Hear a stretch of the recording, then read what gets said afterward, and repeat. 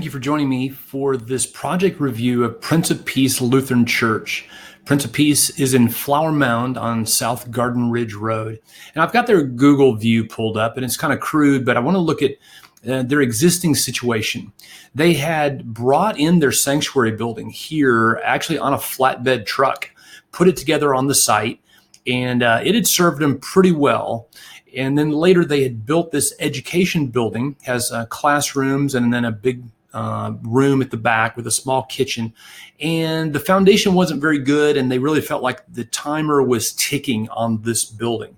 So we have a church here with two buildings that are not really going to go the distance. And so they hired us to master plan and to look at how do we get out of this mess. And we'll look here at their street view. And you see, like a lot of smaller churches, the building just really lets you drive by. It doesn't say hello, and it does something very interesting for the visitor. When you pull up, you immediately have a dilemma as to which building to go in, the sanctuary building here or the education building. The education building does present a door, which tends to be welcoming, but it's very understated, looks kind of private clubbish. And then to get in the sanctuary, you've got to go down a sidewalk between the two buildings and turn in a blind corner to get in the sanctuary. Extremely unwelcoming when a building presents that way. So we began to master plan, and we worked very, very diligently to see if we could keep both buildings until they could grow out of them. And we really worked hard, but we really finally came to the conclusion one day in a committee meeting. We said, what if we were to just replace the space you have as efficiently as possible and build all new? Would it be possible? So we'll flip over here, and this is the design that we've come up to with them. And so you see that we've gone to a single building, and it has great, great welcoming. This entry faces the street. And then we have the education and the sanctuary, and it's expandable, so we'll take them through all of their future phases.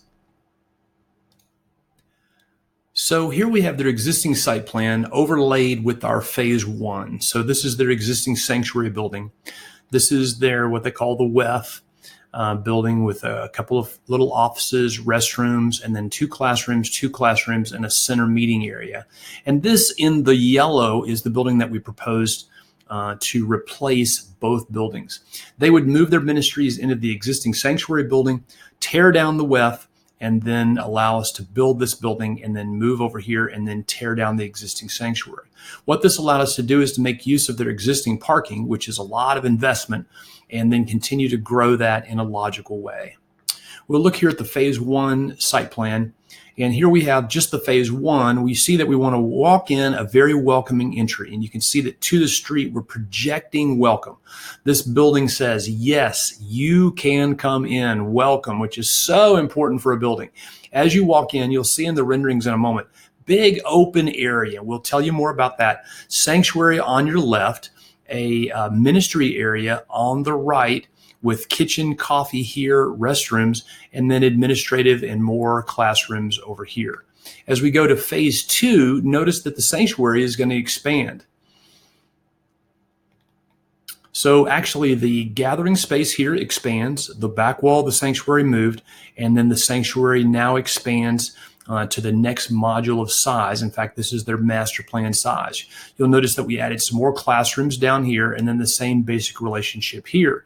At this point, we're still utilizing their existing parking, and the full fire lane loop is made. They're a fairly good sized church. And then in the final phase, they feel like there's a chance that they'll expand into a school. So watch this area as we click on that. And here is a kindergarten through about 9th grade school.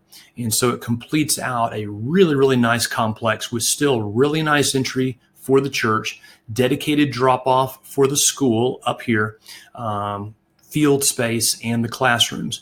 And you really want separation most of the time for a full-fledged functioning school from the church. So you can see that we have that separation with this entry and a link. So it's a very strong plan.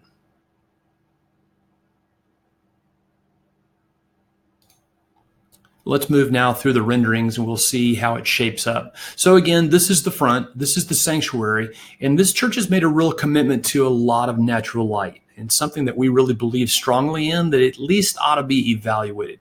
We think that too many churches are going too dark for not very good reasons. So for this church, it worked even to have natural light in the sanctuary. We understand some ministries that doesn't really work well, but you have a tremendous amount of lighting coming in here, nice high glass all the way around their education, these clear story windows, and then the light into the sanctuary. Really clear presentation of the cross, the tower, entry, very, very strong. We move around to the sanctuary back corner, and you can see the beautiful light quality coming in. The way the roof is supported, very delicate, and these offices on the backside with some beautiful, beautiful glass. Here we see again the front corner. It just shapes up. This building is just really nice. It has a very flower mound feel. This church decided not to build your mom's small Lutheran church, but to fit in with the community and show a little bit of their edge. The backside, and now we'll head inside.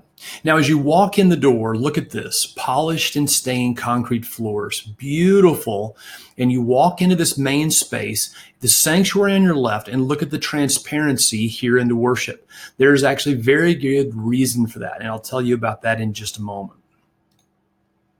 Here we are looking into the sanctuary, and the sanctuary is designed again to break down the barrier between weekday ministries and worship on Sunday. We see LED lighting here inside these pilasters, the backlit cross, some theatrical lighting, and again, you can feel the light quality coming in, even in the renderings. It'll be much more spectacular in real life. Gathered around seating allows you to see other people's faces in worship. Very, very intimate worship where everyone is gathered around close, as opposed to sitting long and linear where you wind up with seats further and further away from the chancel. You see the audio visuals. They really didn't have much use of audio visuals in the existing sanctuary, so this is a big upgrade for them.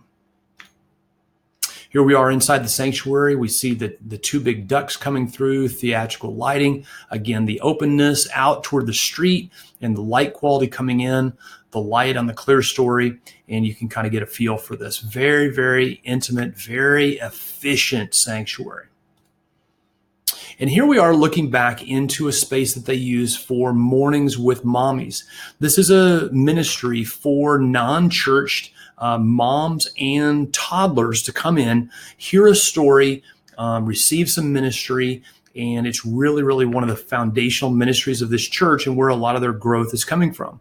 The problem for a lot of churches with their weekday ministries is they don't translate into Sunday growth. And so here's a big reason for the transparency and openness of the sanctuary, because during the week when the kids are in here, we literally want them to feel like, wow, that's such a very short jump into worship on Sunday. And so the building is actually helping them tell a very important story that you're not only welcome, but this would be an easy thing to come visit on Sunday. And we feel like as the building helps them make that translation from Wednesday mornings to Sunday mornings, it's really going to help this church grow. Here you see the coffee setup for Sunday and the little kitchenette. And over here on the left would be the restrooms. And here's that Mornings with Mommy space. They basically just confine the kids for a main story time, and then they have these centers where the mom and the child can go over and play, and each one is geared toward a learning experience.